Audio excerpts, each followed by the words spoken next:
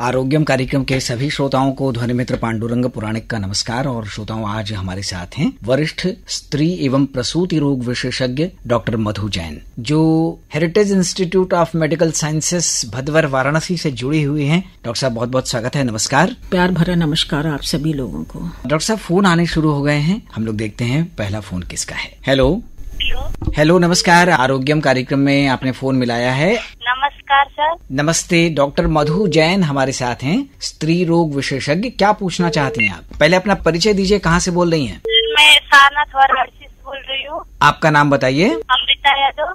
अमृता जी, क्या पूछना चाहती हैं? डॉक्टर साहब से पूछिए। डॉक्टर साहब, हमारे सर में हमेशा दर्द रहता है, क्या मैडम जी इसके बारे में कुछ बता सकती हैं? आपके सिर में दर्द रहता है?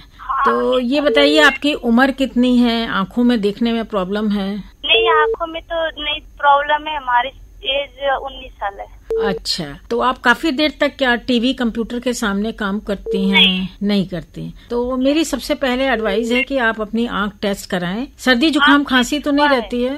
आँख भी हुआ है और सीटी स्कैन भी हुए हैं, उसमें नॉर्मल है, बट ऐसे लगातार दर्द कर रहा है, नहीं हो रहा है। हाँ, तो सर्दी जुकाम खांसी की वजह से भी दर्द हो सकता है, तो आप जाकर किसी ENT स्पेशलिस्ट को दिखा दीजिए और कोई एंटी एलर्जिक खा के देखिए 3-4 दिन। अगर उससे अगर आपको आराम मिल जाता है तो ठीक है, और नहीं तो फिर जाके अपना ENT चेकअप करा लीजिए एक बार। ठीक है, धन्यवाद। हेलो। हाँ सर, नमस्कार। नमस्कार। आरोग्यम कार्यक्रम में आपने फोन मिलाया है, अपना परिचय दीजिए। हम सर मदन लाल बोल रहे हैं, जाफरगंज, चंदनपुर, अम्बेडकर नगर विलास। अच्छा मदन लाल जी, आज हमारे साथ स्त्री रोग विशेषज्ञ हैं डॉक्टर मधु जैन। क्या प्रश्न है आपका? बांझपन हो, रक्ताल्पता हो, परिवार नियोजन से जुड़ी बातें हो, आप पूछ सकते हैं। हाँ तो सर, इस परिवार नियोजन तो इसमें भी सर जो कॉपटी हो, ये कब इस्तेमाल करना चाहिए, लगवाना चाहिए? कॉपटी कब लगवाना चाहिए? ये तो एक बहुत अच्छा परिवार नियोजन का तरीका है। जिस भी दंपति को अगर आपको 2 साल का या कम से कम 4 या 5 साल का अंतराल या गैप चाहिए, अभी दूसरा बच्चा नहीं पैदा करना चाहते हो, तो उनको ये कॉपटी लगाया जाता है। तो कॉपटी के लिए आप जाइए किसी भी प्राथमिक स्वास्थ्य केंद्र में जाकर, वहाँ पर अपना उचित सलाह लेकर, और अगर आपको सूट करता है तो डॉक्टर खुद बताएंगे और वहाँ पे जाके आप लगा सकते हैं। और ये सर शरीर का कोई प्रभाव इससे नहीं होता लगाने से? नहीं, हर एक का थोड़ा बहुत तो साइड इफेक्ट होता है, लेकिन अगर आप साथ में रह रहे हैं दंपति, तो बच्चा तो आएगा ही, तो उसको भी तो रोकना जरूरी है ना। तो जो भी साइड इफेक्ट होते हैं, जैसे खून थोड़ा सा जाता है कॉपटी लगवाने के बाद, तो वो गोलियों से कंट्रोल हो जाता है। खून कम करने वाली गोलियां दी जाती हैं और उससे वो कंट्रोल हो जाता है। समझदारी दोनों होना चाहिए भाई, किसी दिक्कत न हो आने वाले भविष्य में। हाँ, आने वाले दिनों में दिक्कत न हो, इसके लिए आप अपने जो आपकी चिकित्सक हैं, विशेषज्ञ हैं, उनसे आप संपर्क करके उनसे राय लेके ही फिर आगे कदम बढ़ाएं चाहिए। ठीक है, एकदम सही बोला आपने। नमस्कार। हेलो। हाँ नमस्कार, आरोग्यम कार्यक्रम है, आप परिचय दीजिए, कौन बोल रहे हैं? हम पांडुरंग जी बोल रहे हैं। आप? जी बोल रहा हूँ। आप कौन बोल रहे हैं, कहाँ से बोल रहे हैं, बताइए। आप इंद्र प्रकाश दुबे, महमूदपुर बरेली से। अच्छा, हमारे साथ आज महिलाओं के रोगों की विशेषज्ञ हैं डॉक्टर मधु जैन। आपको कुछ पूछना है? हाँ, एक हमारी भाभी है, उनका नाम सरोजा देवी है जी। उनको आज 10-12 वर्ष से कोई लड़का पैदा नहीं हो रहा है, भैया बताइए हमें। आपने ये सवाल पूछा बांझपन का, कि आपके भाभी को बच्चा नहीं हो रहा 12 साल से, तो पहले तो ये आपको देखना होगा कि आपके भैया भाभी दोनों साथ में रहते हैं कि नहीं, क्योंकि अक्सर रहता है कि दोनों अलग रहते हैं, और उस समय जिस समय बच्चा होने का समय होता है, अगर दोनों लोग संपर्क नहीं होगा तो बच्चा नहीं होगा। तो सब दोनों रहते हैं, दोनों साथ में रहते हैं। तो फिर जो है, महमूदपुर बरेली से बोल रहा हूँ। हाँ, मैंने सुना आप बरेली से बोल रहे हैं। तो फिर दोनों लोग जो हैं एक साथ में जाकर पति पत्नी किसी जो बांझपन के विशेषज्ञ होते हैं उनके पास जाइए, और स्त्री और पुरुष दोनों की जांच होती है, क्योंकि बच्चा न होने की वजह 40% जो है पुरुषों में होती है, 40% महिलाओं में होती है, और 20% दोनों में मिला जुला की वजह से। तो दोनों का चेकअप बहुत जरूरी है। ज्यादातर लोग क्या करते हैं कि महिलाओं को आगे करके उनके क्योंकि दुनिया भर की जांच करा देते हैं, जबकि वजह दोनों मतलब पुरुष में भी हो सकती है। तो कहने का तात्पर्य यह है कि मैं ये मैसेज देना चाहूंगी कि पुरुषों को भी जाकर अपनी जांच कराना चाहिए, जो कि बहुत एक सिंपल जांच होती है। उसको हम लोग सीमेन एनालिसिस बोलते हैं, और उसको कराने से आदमी में अगर कोई गड़बड़ी होती है तो पता लग जाता है और फौरन उसका ट्रीटमेंट भी हो जाता है। और स्त्री में जांच के लिए हम लोग को कभी कभी अल्ट्रासाउंड है, कॉस्टली इन्वेस्टिगेशन जैसे हार्मोनल एनालिसिस करनी पड़ती है, कभी कभी हिस्ट्रोस्कोपी या लेप्रोस्कोपी इन्वेजिव प्रोसीजर्स भी करने पड़ते हैं। तो स्त्री को पहले इतना कष्ट नहीं दिया जाए। सबसे पहले मैं बस यही आपसे कहूंगी, आप दोनों लोग मिलकर जाएं उनके पास, विशेषज्ञ के पास, और दंपति जाके उनकी बातें सुने और समझें, और उसके बाद अपना जो है चेकअप कराएं ठीक से। तो काफी हद तक 50% केसेस में केवल काउंसलिंग के बाद ही बच्चा हो जाता है। हेलो। हाँ, नमस्कार, आरोग्यम कार्यक्रम में स्वागत है। कौन? रामसूर सिंह। अच्छा, रामसूर सिंह जी, हमारे साथ आज महिलाओं के रोगों की विशेषज्ञ हैं डॉक्टर मधु जैन। महिलाओं में वो खून की कमी के लिए बता दें कि क्या किया जाए। जी, महिलाओं में डॉक्टर साहब, महिलाओं में खून की कमी क्यों होती है और इसको कैसे इसकी भरपाई हो सकती है? हाँ, आपने एक बहुत कॉमन समस्या के बारे में आज पूछा, मुझे बहुत हार्दिक प्रसन्नता हुई, क्योंकि ये औरतों की आम समस्या है और इसका निदान भी बहुत सिंपल है और इसको रोका भी जा सकता है। केवल अगर खान पीन में ध्यान दिया जाए, जैसे कि आप पौष्टिक आहार खाएं, और जैसे कि आप जो बहुत ज्यादा महंगा खाना खाने की जरूरत नहीं है। एक सिंपल पालक की सब्जी है और छिलके वाली दाल है, जो मौसमी फल होते हैं जैसे कि सेब खाएं, और हरी सब्जियां खाते रहें, और जो है 6 महीने में एक बार कीड़ा जो होता है डिवर्म करने वाली दवाई खाएं। थोड़ा सा जो हमारा गुड़ होता है, आजकल जाड़ा आ रहा है, चना, इन सब चीजों का ठीक से सेवन किया जाए तो खाने को अगर पौष्टिक और बैलेंस्ड बनाया जाए तो काफी हद तक इसमें रोका जा सकता है। लेकिन जैसे गर्भवती महिला हो और ग्रोइंग एज की बच्ची हो, आपके छोटी लड़कियां हो आपके में, तो उस समय थोड़ा अतिरिक्त आयरन की गोली देने की आवश्यकता पड़ती है। तो वो भी जो है सरकार की तरफ से आजकल एनीमिया मुक्त भारत प्रोग्राम चल रहा है, जिसमें सरकार जो है हर एक स्वास्थ्य केंद्र में ये फ्री उपलब्ध है, चाहे लड़कियों के लिए हो, चाहे गर्भवती महिलाओं के लिए हो, चाहे छोटे बच्चों के लिए हो। तो आप किसी भी स्वास्थ्य केंद्र में जाकर एक सिंपल टेस्ट, जिसको कि हम लोग हीमोग्लोबिन एस्टिमेशन कहते हैं, वो भी सरकारी केंद्रों में फ्री अवेलेबल है। तो आप जाकर उसकी जांच कराइए और गोलियां खाने को दी जाती हैं, गोलियां खाइए और पौष्टिक आहार का सेवन करिए तो एनीमिया नहीं होगा। डॉक्टर साहब, एनीमिया होने का कारण क्या होता है? एनीमिया कारण पहले तो जैसे मैंने बताया कि खान पीने की कमी जी, दूसरा होता है कि कीड़े हैं, या किसी को औरत को महीना ज्यादा जा रहा है जी, या गर्भवती हो गई है, जब बच्चे को ज्यादा खून चाहिए उस समय उसने, औरतों में क्या होता है वो सोचती है ना कि सारे घर भर को खिला दिया जाए खाना, उसके बाद हम खाएं। थक जाती हैं तो ठीक से खाना नहीं खाती हैं या अपने लिए खाना नहीं खाती हैं। तो जिस समय गर्भवती होती है महिला, उसको ये सोचना होगा कि उसको अपने पेट के बच्चे को खिलाना बहुत जरूरी है जी। तो कोई एक्स्ट्रा ऑर्डिनरी खाना खाने की जरूरत नहीं है, जो सिंपल खाना हम लोग खाते हैं उसी को बस ठीक से खाइए जी। तो गर्भवती महिला है और बच्चों को जब एज बढ़ जाती, मतलब जैसे 10 साल से 19 साल की लड़की है, उसकी ग्रोथ हो रही है, तो उस समय आयरन किशोरावस्था में, तो उस समय आयरन की रिक्वायरमेंट ज्यादा हो जाती है। तो ये सब कुछ स्थितियां ऐसी होती हैं जिस समय की हमें विशेष ध्यान देना चाहिए। और उसके अलावा और भी कमी होती है, वजह होती है खून की कमी की, जैसे कारण हीमोलिटिक एनीमिया है, प्लास्टिक एनीमिया है, आजकल थैलासीमिया बहुत कॉमन हो गया है। एक थैलासीमिया बीमारी होती है जिसमें कि हीमोग्लोबिन का जो टाइप बनना चाहिए वो नहीं बनता है।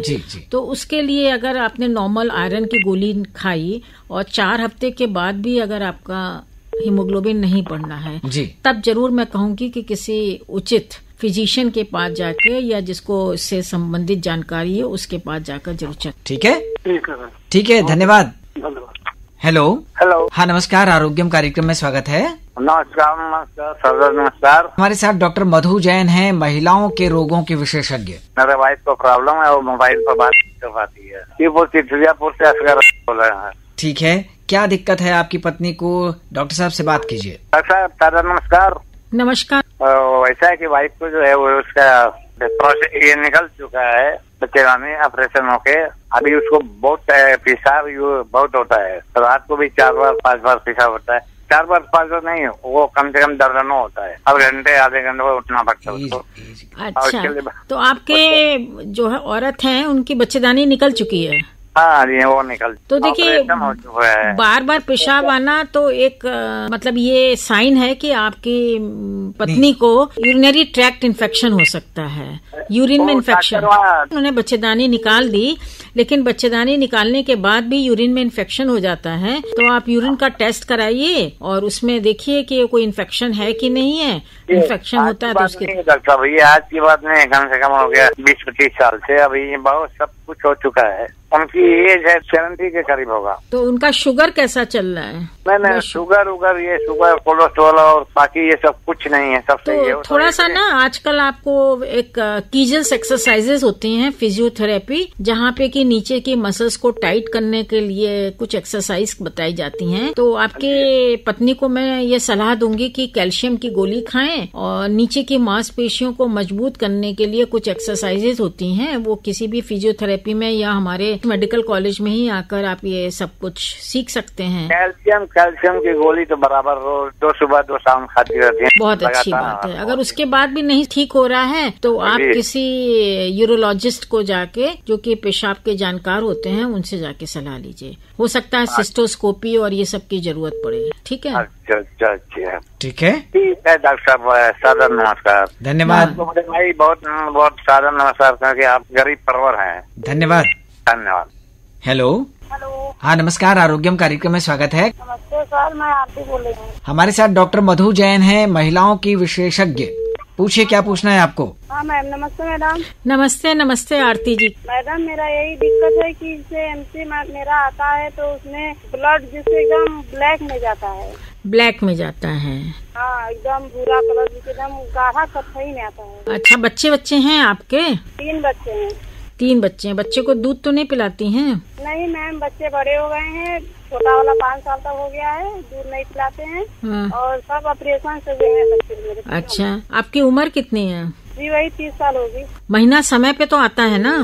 हाँ, महीना समय से मतलब 5 दिन 6 दिन फिर भी पहले आता है। अच्छा, तो आपको आरती जी मैं ये कहना चाहूंगी कि आप एकदम परेशान ना हो। जैसे किसी की लंबाई ज्यादा होती है, किसी की थोड़ी छोटी होती है, तो मासिक में भी थोड़ा कम ज्यादा ऐसा हो जाता है। और अगर खून काले रंग का जा रहा है तो इसका मतलब ये है कि आपका महीना थोड़ा कम हो रहा है। तो इसमें कोई घबराने की जरूरत नहीं है। आपको बहुत ज्यादा आप काम करती रहती होंगी, स्ट्रेस रहती होंगी, तो थोड़ा सा आप जो है अपने खाने की पौष्टिक खाना खाएं और थोड़ा सा जो है अपने को ये सब बहुत ज्यादा सोचने की आदत से दूर रखें और खुश रहें। ठीक हो जाएगा, उसमें कोई घबराने वाली बात नहीं है। ठीक है? और मैं कुशल मंगल कामना करती हूँ कि आप और आपका परिवार खुश रहे। ठीक है, धन्यवाद। हेलो। हाँ, नमस्कार, आरोग्यम कार्यक्रम में स्वागत है। हाँ नमस्कार, मैं नीलम चौरसिया वाराणसी से बोल रही हूँ। हाँ नमस्ते नीलम जी, बोलिए। हमारे साथ डॉक्टर मधु जैन हैं। पूछिए, क्या पूछना है आपको? डॉक्टर साहब, उनको पीरियड्स में ब्लीडिंग बहुत ज्यादा होता है।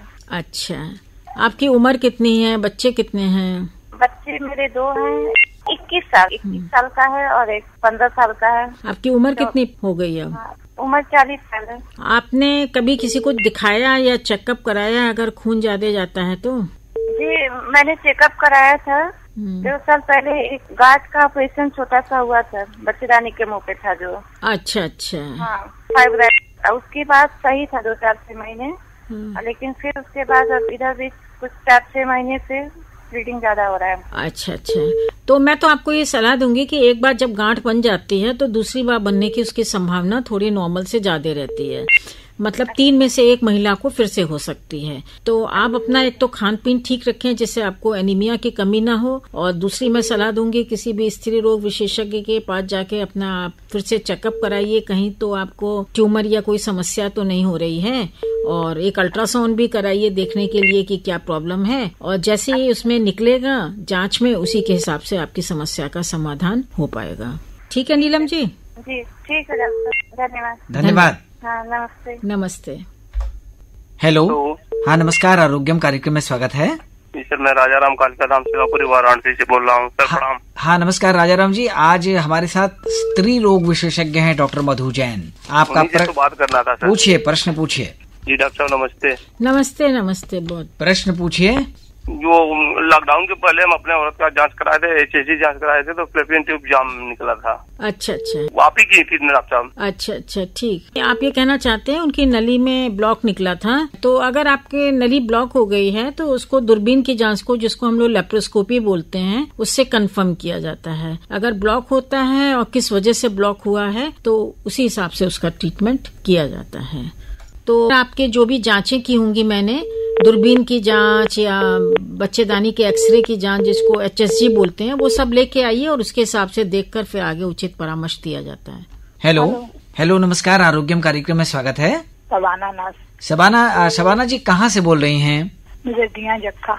अच्छा, हमारे साथ डॉक्टर मधु जैन हैं, महिलाओं के रोगों के विशेषज्ञ। क्या पूछना है आपको, पूछिए। हाँ बोलिए शबाना जी, बहुत बहुत नमस्कार आपको, बोलिए।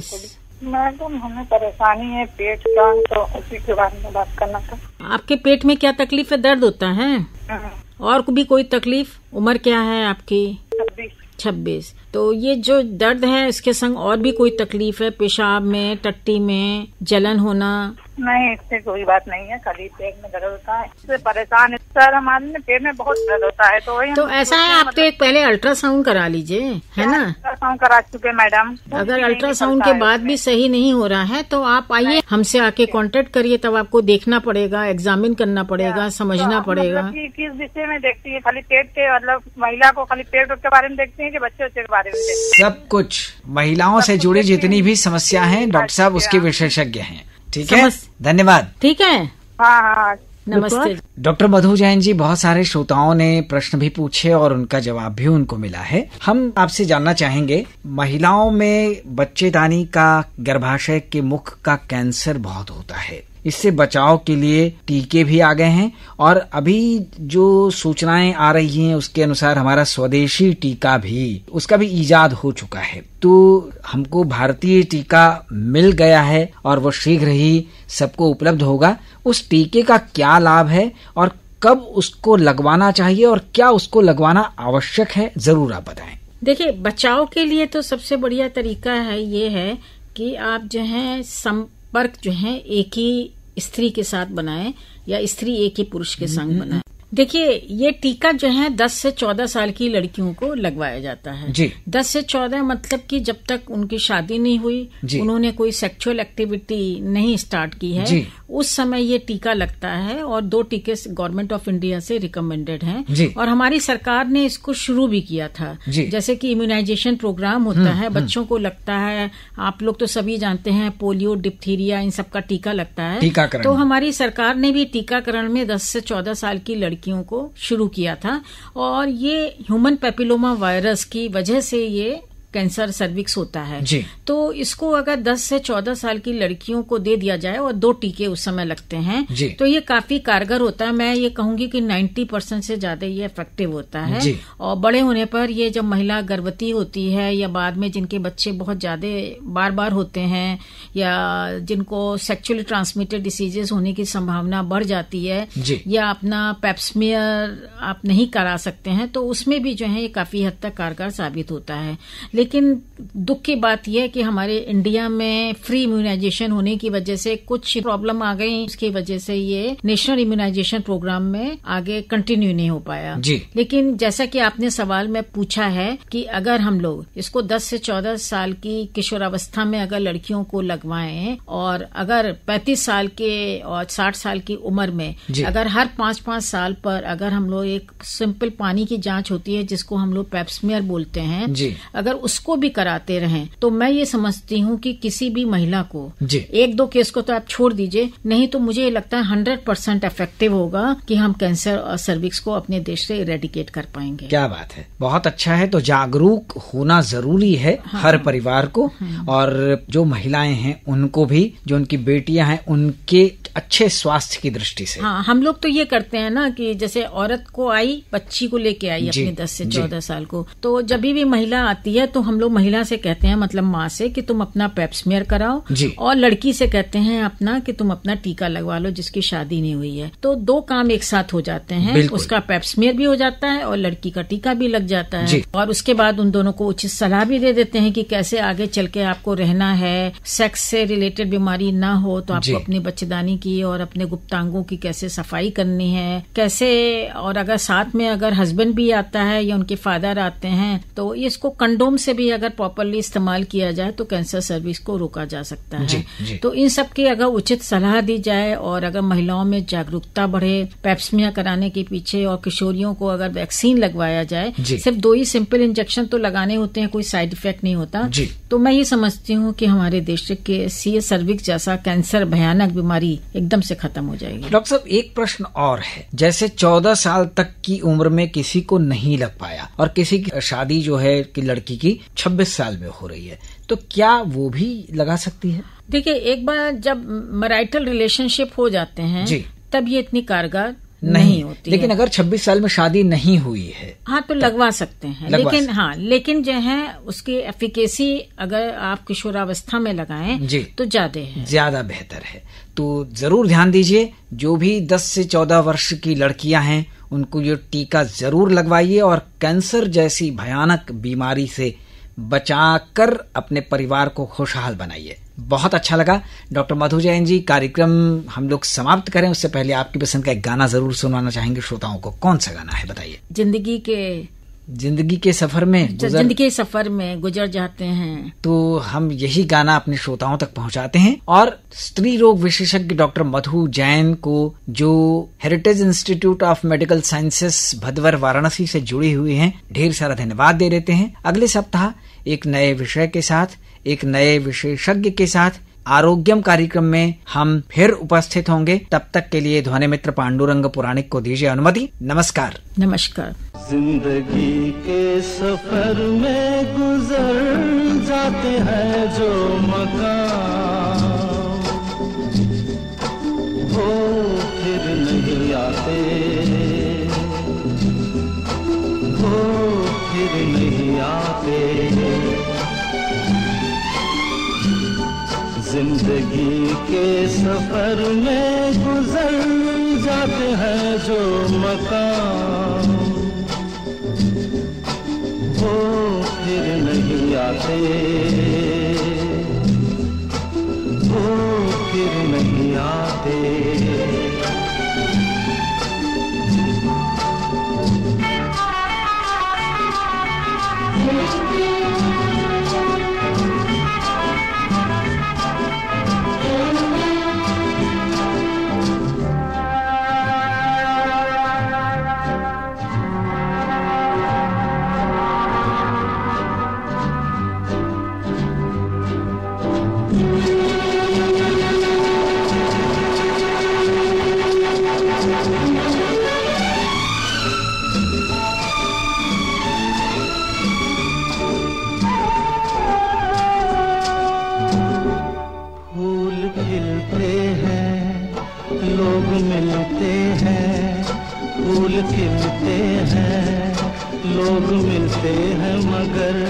पतझड़ में जो फूल मुरझा जाते हैं, वो बहारों के आने से खिलते नहीं।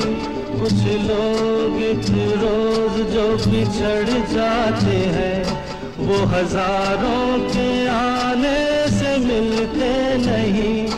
उम्र भर चाहे कोई पुकारा करे उनका नाम,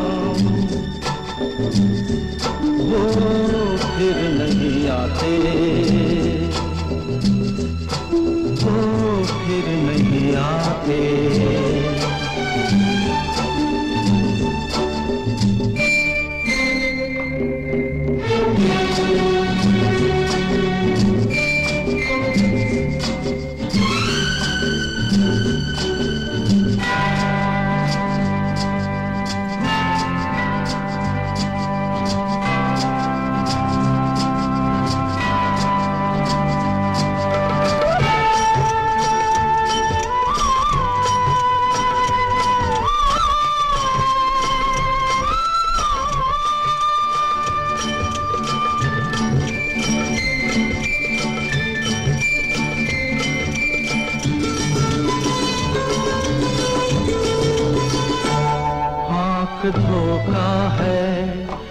क्या भरोसा है, आंख धोखा है, क्या भरोसा है सुनो। दोस्त तो शब्द दोस्ती का दुश्मन है, अपने दिल में इसे घर बनाने न दो। कल तड़पना पड़े याद में जिंदगी, रोक लो रूठ कर उनको जाने न दो। बाद में प्यार के चाहे भेजो हजारों सलाम, वो फिर नहीं आते, वो फिर नहीं आते।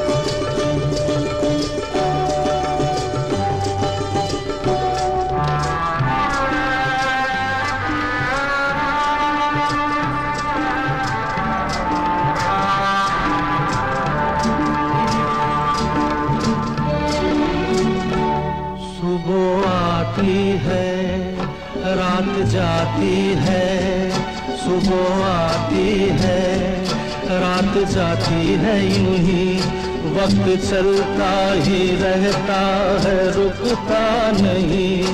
एक पल में ये आगे निकल जाता है, आदमी ठीक से देख पाता नहीं, और पर्दे पे मंजर बदल जाता है। एक बार चले जाते हैं जो दिन रात सुबह शाम, वो फिर नहीं आते, वो फिर नहीं आते। जिंदगी के सफर में गुजर जाते हैं जो मकाम, वो फिर नहीं आते, वो फिर नहीं आते।